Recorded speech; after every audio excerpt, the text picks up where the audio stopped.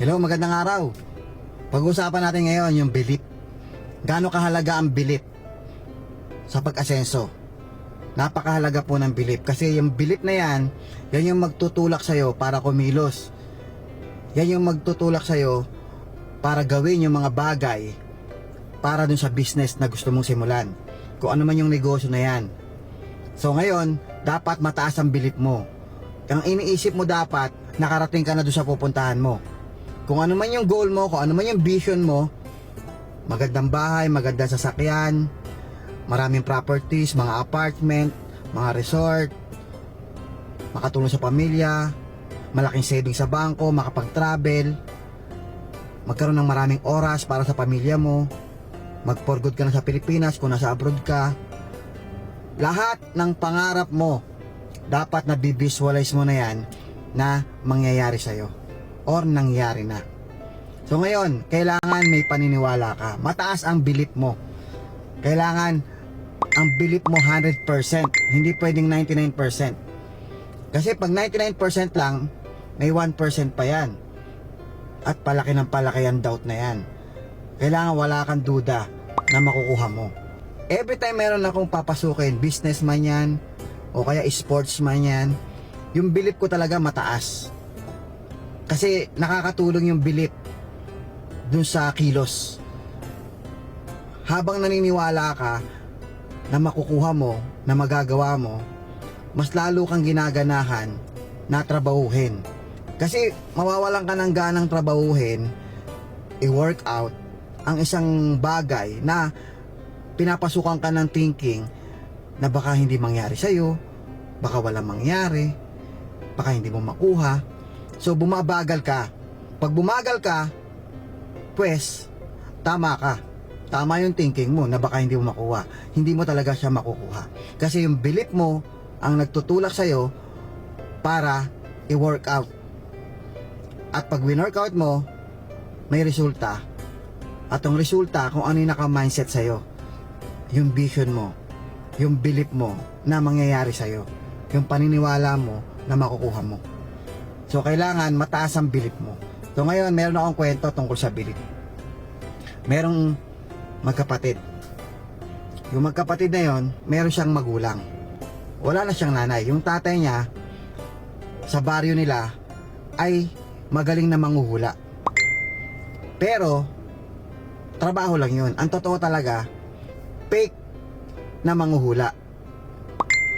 Hindi siya totoong manghuhula. Pinepeki lang niya para lang siya kumita. So ngayon, mamamatay na yung tatay nila na manghuhula na peke. Naghihikaos na kasi yung tatay nila. Tay, huwag ka munang mamatay. Paano kami magkapatid? Sino mag-aalaga sa amin? Sino bubuhay sa amin? Sabi ngayon ng tatay, mga anak, dahil mamamatay na ako, huhulaan ko kayo. Tay naman, mamamatay ka na lang, manghuhula ka pa rin. Anak, kayong dalawa, isa sa inyo ang yayaman ng bonggang-bongga. Tay, sino sa amin dalawa ni kuya? Sabi naman ni kuya, Tay, sino sa amin dalawa ni Buso? Sabi ng tatay,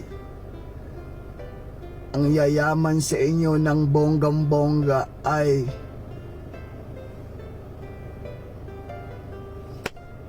nalagutan ng hininga, hindi nasabi. Sabi ngayon ng magkapatid, Tol, paano yan? Si tatay wala na. Naalala mo yung hula niya nung namatay siya? Sabi niya, di ba? Isa sa ating dalawang yayaman ng bonggang-bongga. Sino kaya yun? Alam mo, nung tumagal, dahil wala na silang makain, yung isa inampun ng kamag-anak sa Manila, yung isa naman napadpad din ng ibang lugar, yung magkapatid nagkahiwalay. Then, habang namumuhay sila, naaalala nila yung hula ng tatay nila. Ngayon, pinaniwalaan ng kuya na baka siya yung tinutukoy ng tatay nila na yayaman ng bonggang-bongga. So ngayon naka-mindset siya, sa pagtanda niya, yayaman talaga siya. So syempre nagkaedad na yung bata, nagtatrabaho na, nagsumikap ngayon yung kuya. Dahil ang akala niya, siya yung yayaman. So ginagawa niya ng maayos yung mga negosyo, yung mga opportunity, kasi ang mindset niya, yayaman siya. Wala siyang doubt. Kasi hinulaan ng tatay niya na yayaman siya. Hindi siya nagdududa. Ang pinaniwalaan niya at ang pinanghawakan niya, siya yung tinutukoy sa hula ng tatay niya na yayaman ng bonggang-bongga. Isang araw, malaki na sila, dumating ngayon yung kuya. Si kuya, naka-Ferrari. Tapos, meron siyang maraming kumpanya. So, mayaman na si kuya. Ngayon, pagdating doon, asa na si Bunso? Gusto ko siya makita. Aampunin ko na siya. Kasi, ako yung tinukoy ni tatay. Nayayaman ng bonggang-bongga.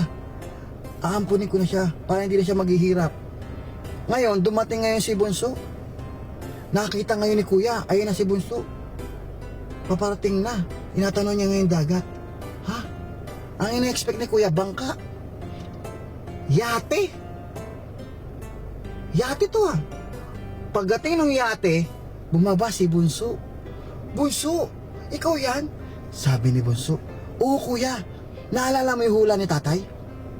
Na isa sa atin ang yayaman ng bonggang-bongga? Ako yun. Ako yung yumaman. Kuya, aampunin na kita, hindi ka na maghihirap. Sumama ka na sa akin. Ang sabi naman ni kuya, alam mo Bunso, ako rin eh, yumaman. Akala ko nga ikaw yung aampunin ko eh. Mayaman ka rin pala. Alam mo, yung dalawa, parehas palang mayaman. Bakit kayo maman? Kasi kuya, pinaniwalaan ko yung sinabi ni tatay na isa sa atin ay yayaman ng bonggang-bongga. Buong buhay ko, naka-mindset ako at naniniwala ako na ako yun. Ako yung yayaman ng bonggang-bongga. Sabi naman ni kuya, alam mo Bunso, ako rin. Kasi naka-mindset ako na ako yung tinutukoy ni tatay na yayaman ng bonggang-bongga. Kaya ito nangyari na. Paano nangyari yun? Mali ang hula ni tatay. Sabi niya sa atin, isa lang. Bakit dalawa tayo? Anong moral lesson ng kwento?